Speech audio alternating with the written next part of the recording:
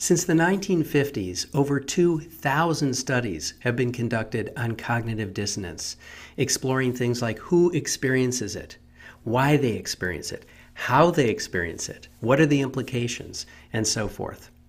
Although there are many different flavors of cognitive dissonance, most situations fall into one of two general categories. The first is pre-decisional dissonance, in which dissonance, or the possibility of dissonance, influences the decisions people make. So, in this case, dissonance comes before people make a decision. The other type is post-decisional dissonance, in which dissonance, or again, the possibility of it, follows a choice that's already been made, and efforts to avoid or reduce this dissonance affect later judgments. So in this case, dissonance comes after a decision. The power of pre-decisional dissonance was beautifully illustrated in a classic study by Jim Sherman and Larry Gorkin, published in 1980. To understand how it worked, consider the following story. A father and his son are out driving. They are involved in an accident. The father is killed and the son is in critical condition. The son is rushed to the hospital and prepared for the operation. The doctor comes in, sees the patient, and exclaims, "I can't operate. It's my son." Question: is this story possible? Most people, particularly before 1980, when the study was published, would answer that it's not. Their reasoning would be that the patient can't be the doctor's son if the patient's father has been killed. At least they would reason that way until it occurred to them that the surgeon might be the patient's mother. Now, if you live in a country where women can be surgeons and this possibility hadn't occurred to you, and if you consider yourself a relatively non-sexist person, there's a good chance you're experiencing dissonance right now. In this case, an uncomfortable feeling that your behavior and beliefs are inconsistent.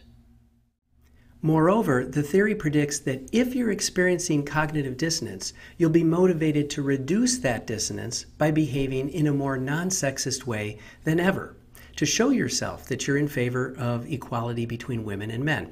At least that's what Sherman and Gorkin hypothesized. In their experiment, they randomly assigned 77 college students, male and female, to one of three conditions in an experiment on, quote, the relationship between attitudes towards social issues and the ability to solve logical problems. In the sex role condition, students were given 5 minutes to explain how the story of the female surgeon made sense. In the non-sex role condition, students were given 5 minutes to solve an equally difficult problem concerning dots and lines.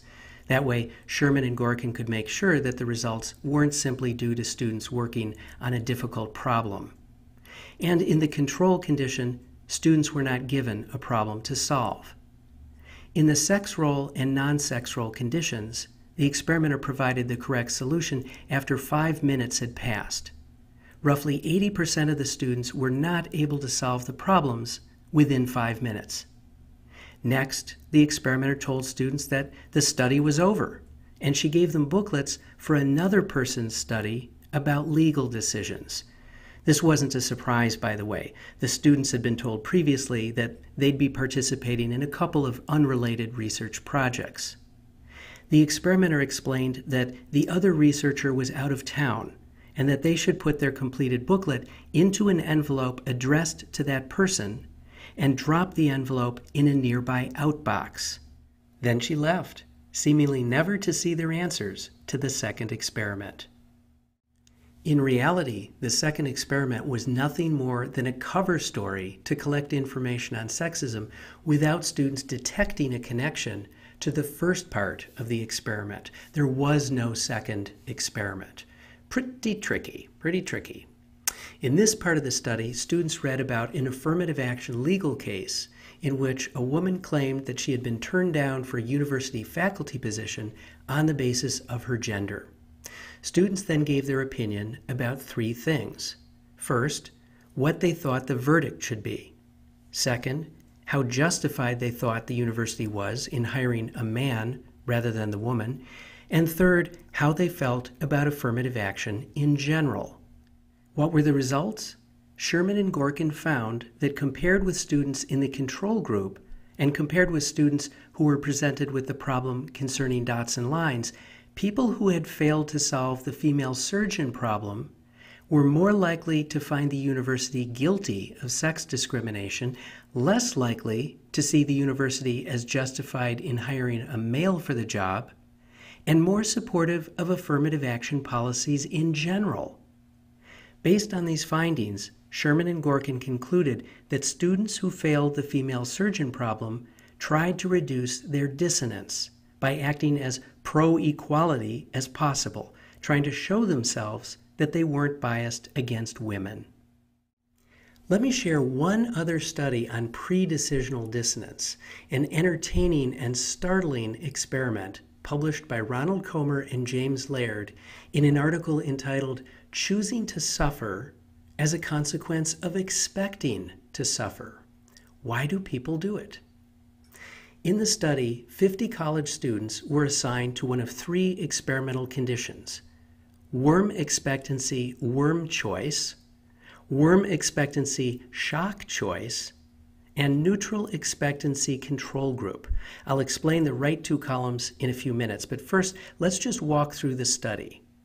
As soon as students entered the laboratory, they saw a table set up for the experimental tasks. On one side of the table, there were 8 covered cups weighing different amounts for a weight discrimination task, judging which cup is heavier. In the worm expectancy shock choice condition, there was also an electric shock apparatus sitting on the table. And in another area, there was a plate with a dead worm on it, a cup of water, a napkin, and a fork for a worm-eating task. And by the way, no worms were harmed in the making of this video. That's a candy gummy worm, not a real worm. The experimenter then read a statement reminding students that they were free to refuse or to terminate participating at any time.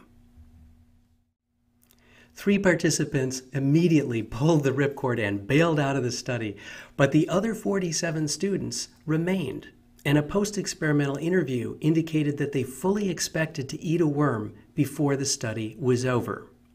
Students in all 3 experimental conditions began by completing a personality questionnaire that asked, among other things, how brave they thought they were and how much they deserved to suffer.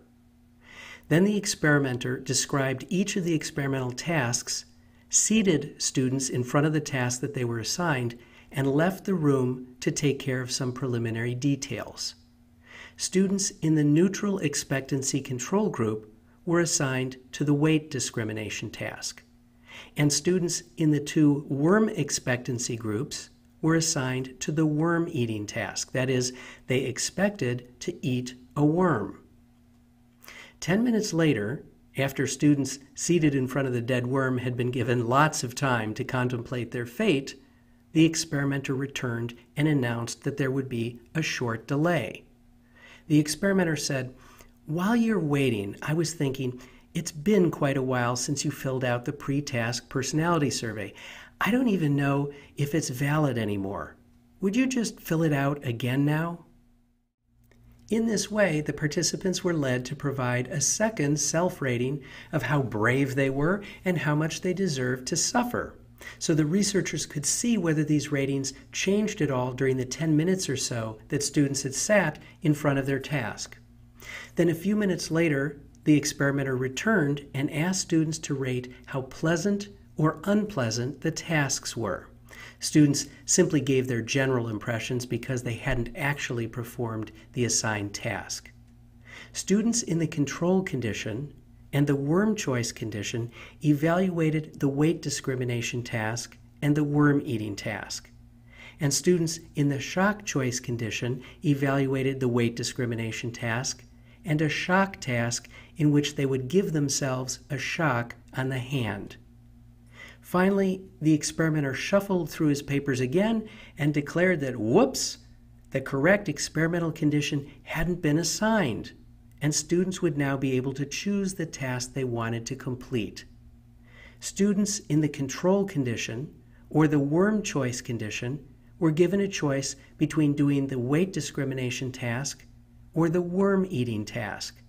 And students in the shock choice condition were given a choice between the weight discrimination task and the shock task.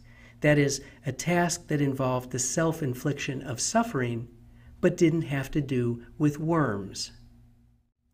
After students indicated their preference, they were fully debriefed, meaning that they were informed about the purpose of the experiment. You'll be happy to hear that none of the students were actually required to eat a worm, which may have come as a disappointment to some of them, because when given the choice, 12 of the 15 people assigned to the worm choice condition preferred to eat the worm, and 10 of the 20 people in the shock choice condition chose to give themselves painful electric shocks. That is, a large number of students chose to suffer through a disgusting or painful task rather than opting for the harmless weight discrimination task. In contrast, all 15 people in the control condition chose the weight discrimination task over the worm-eating task. For people in the control condition, a typical response might be, well, thank you for giving me the choice, but I think that I'm just going to stick with the weight discrimination task. I've been really trying to cut down on the number of worms that I eat, but thanks for thinking of me. Now, put on your dissonance hat for a second and answer the following pop-up question. Why would so many people choose to suffer? The purpose in asking you this question was simply to stimulate your thinking. It wasn't to see if you have the correct answer, because there isn't a single correct answer. What the researchers concluded is that most students who expected to eat a worm changed their beliefs in at least one of three ways. First, they convinced themselves that eating a worm wasn't that bad after all. They convinced themselves that they were brave, or they convinced themselves that they deserved to suffer. By changing their beliefs this way, students were presumably able to reduce the dissonance caused by agreeing to suffer for no good reason. In commenting on how people will adapt their belief systems to fit their situation, even if the situation is assigned at random, as in the case of an experiment, Comer and Laird wrote the following: although it is superficially striking to observe people choosing to eat a worm, the more impressive aspect of these findings is the degree to which people will change their conceptual system to make sense of the random events of their lives. One can only wonder whether the same sort of mechanism is involved in other self-destructive situations. For example, think about battered women who choose to stay with their boyfriend or their husband and tell themselves that they deserve to suffer, or that they're brave, or that it's really not that bad. Well, that's pre-decisional dissonance, because the dissonance is influencing later decisions, whether to stay with a boyfriend, whether to render a guilty verdict against a university, whether to eat a worm, and so on. What about post-decisional dissonance? How does that work? Well, one of the most straightforward demonstrations of post-decisional dissonance, really about as vanilla as you can get, was published in the 1960s by Robert Knox and James Inkster. This was a very simple study in which they approached 141 horse bettors at Exhibition Park Racetrack in Vancouver, Canada. 69 people who were about to place a $2 bet in the next 30 seconds, and 72 people who had just finished placing a $2 bet within the past 30 seconds. Knox and Inkster reasoned that people who had just committed themselves to a course of action by betting $2 would reduce any post-decisional dissonance by believing more strongly than ever that they had picked a winner. To test this hypothesis, Knox and Inkster asked people to rate their horse's chances of winning on a 7-point scale, in which a 1 indicated that the chances were slight, and a 7 indicated that the chances were excellent. According to their results, people who were about to place a bet rated the chances that their horse would win at an average of 3.48, which corresponded to a fair chance of winning. On the other hand, people who had just finished betting gave an average rating of 4.81, which corresponded to a good chance of winning. So the hunch that Knox and Inkster had was right. In less than 60 seconds, a $2 commitment increased people's confidence that they had picked a winner. And the same finding holds when people vote. People enter the voting booth with a certain degree of confidence, but after pulling the lever or dropping a ballot into the box, they're more likely to believe that their candidate will win because they don't want to feel dissonance from the thought that they just threw away their vote on a loser. Two other notes before we end. One about how universal cognitive dissonance is. For example, does it occur in the East as well as West? And the other about how useful it is to understand cognitive dissonance theory. On the first question, research suggests that cognitive dissonance does occur across the globe, but the form it takes is somewhat different country to country. Here in the West, we tend to feel dissonance from inconsistencies that might suggest we're incompetent or bad in some way, whereas people in the East tend to be more concerned about choices and behaviors that could lead to social rejection. For example, bad choices made on behalf of other people. The second question has to do with usefulness, and to address that question, I'd like to discuss a very interesting 2012 study published in the Proceedings of the National Academy of Sciences, a study on cheating. The snapshot quiz included the following item on this topic. If you want to reduce cheating on things like tax returns or exams, would it be more effective to have people sign a declaration of honesty, an honor code, at the top or the bottom of the tax return or exam? Let's pause so that you can see how you answered. What these researchers found is that people were much less likely to cheat if they signed a statement at the beginning of a tax form, which would make it dissonance arousing to cheat on the questions that followed. Through a tricky procedure using a mock tax form, the researchers were able to determine that 63% of people in their particular study were honest when they signed a statement at the top that said, "I declare that I will carefully examine this return and that to the best of my knowledge and belief, it is correct and complete." That number, 63%, fell to 21% in another experimental condition when people signed an equivalent statement at the bottom of a tax form after they had already answered the questions. And I should add that 36% of people were honest when not asked to sign a statement of any kind, significantly different from 63%, but not from 21%. So the bottom line is that if you want to reduce cheating, the signature shouldn't go in the bottom line. It shouldn't go at the end of an exam or a tax form that's already been completed. Yet this is exactly where taxpayers in the United States are currently asked to sign, at the bottom, where it has no effect on cheating. And that really illustrates the concluding point that I wanted to make, that knowing something about cognitive dissonance theory is useful. In the next video, we'll look at another research area that's got all sorts of practical applications: the psychology of persuasion.